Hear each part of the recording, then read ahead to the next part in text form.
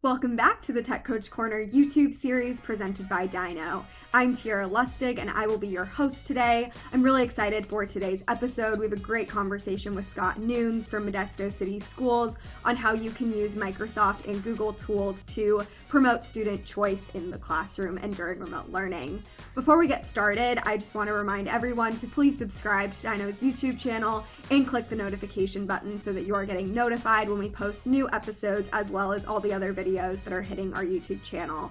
If you could also comment on this video how you're implementing student choice and encouraging students to be more autonomous with their learning going into next semester, that would be great to learn from everyone out there.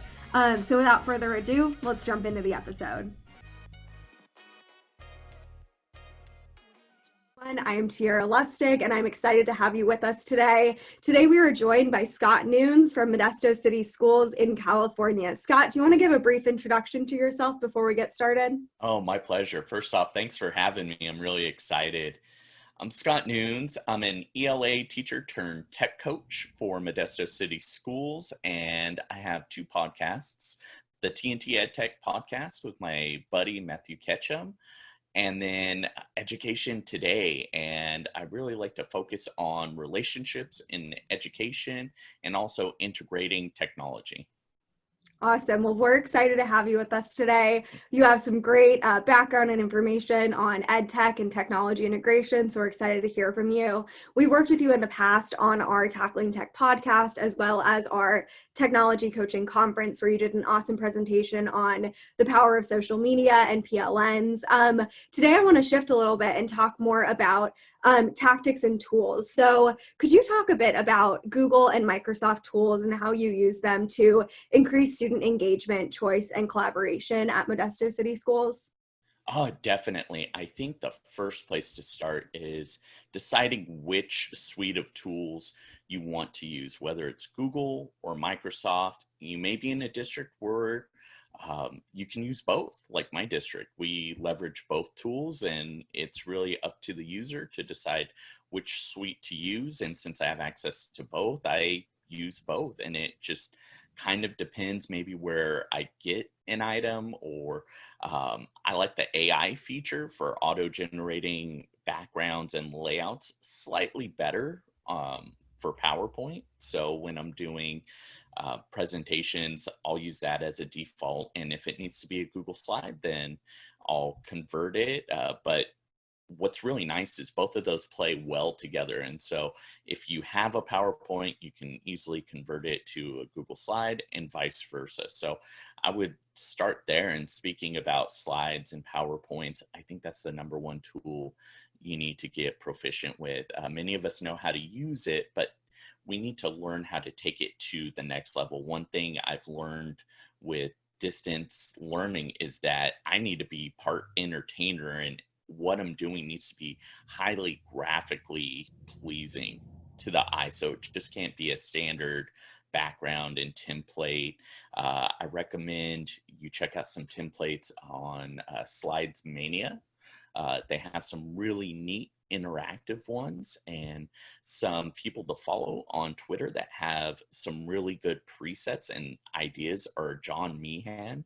He has a book from Dave Burgess' company called Adrenaline that's really good, where he talks about all these great ideas, how to jazz up lessons, but his PowerPoints or Google Slides are really great right now. And he has things like Bitmojis that are on there. They're kind of like a storyboard, that format where there's animated GIFs in there. There's these Bitmojis of him, and then there's student choice embedded. He has a lot of this or that options, or a choose your own adventure option, which is really neat.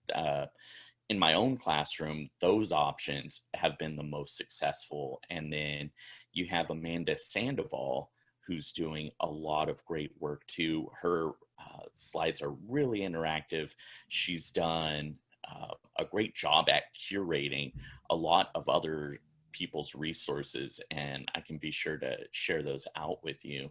I think once you have your tool set out, you need to figure out what your student population is and how you're going to best curtail your information to them. Choice boards are great, and that's a great place to start. I recommend you either do like an Iron Chef choice board, which is taken from John Carippo and Marlena Heburn's Edu Protocols, where students have kind of like meal options, like in the show Iron Chef, and they could choose an appetizer, main dish, side dish, and then like a dessert, and maybe there's like a secret ingredient in there, something a little special. And those can be as long as you want. They could be like a whole period, or they could be like 5 minutes. It could be as quick as looking up some Lewis and Clark videos, getting down some quick details, and then sharing it back out to the class. So it's really up to you. You want to get something that's highly scalable, something like that, where you could have it be a whole report, or it could just be a quick shout out and share kind of thing.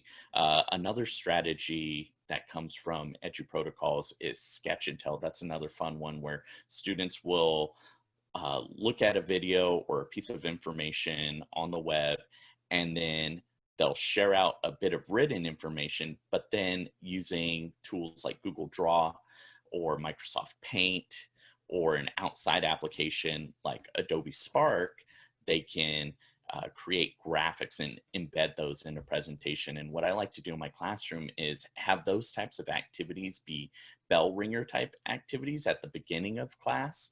And then towards the end of the week, we'll start compiling those. And then as the unit expands and the weeks go on, they become more in depth, and we'll go back and revise some of those and expand those. So maybe we're studying World War II and specifically Auschwitz and the concentration camps. We'll get basic details, and then we'll really make those presentations robust over the 6-week period of that unit. So that's something to keep in mind. And going back to the choice boards, there's a tic-tac-toe choice board or bingo choice board, which is really neat, where students have even more options. You can find a lot of these templates online. Catlin Tucker has some really good ones, so check her out. She has a really great website. Matt Miller from Ditch That Textbook has a lot of good options for that as well, and so does Kasey Bell. So those would be some go-to people to do a Google search on and find their websites and check out their wealth of resources. Yeah, and we can definitely link those people down below as well, putting them in the video so that everyone can easily engage with them and get those resources. I think student choice is a huge part of remote learning, and we've learned, students need more autonomy, they need more passion projects, and they need things that are going to actually engage them outside of the classroom, not just, short form kind of assignments that they need to complete. So I think having a student choice board and utilizing Google and Microsoft tools for those choice boards is a really great way of doing that. Thank you for sharing all of those resources. I think people will get a lot of great information on templates and things that they can use to do that in their school and district.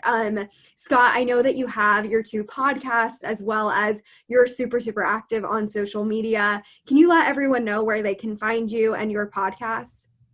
Yes, you can find me mostly on Twitter at Mr. Nunes Teach, Nunes. And then everything is spelled normally there. And then on Instagram, I am Mr. EdTech. And then in terms of the podcast, you can find the TNT EdTech Podcast at www.tntedtech.com or on your favorite player of choice. And Education Today, I just run through my Twitter. It's like a side project. So that one, I focus on batches of teachers with like a specific topic. So the first series that just launched is Women in Education. And so I'm highlighting different women from across the country in education and highlighting what they do. That's awesome. Well, we will also plug those below so people can engage with you there. Thank you so much for being with us today to talk about Microsoft and Google and student choice boards. Thank you again, Scott. Thanks for having me.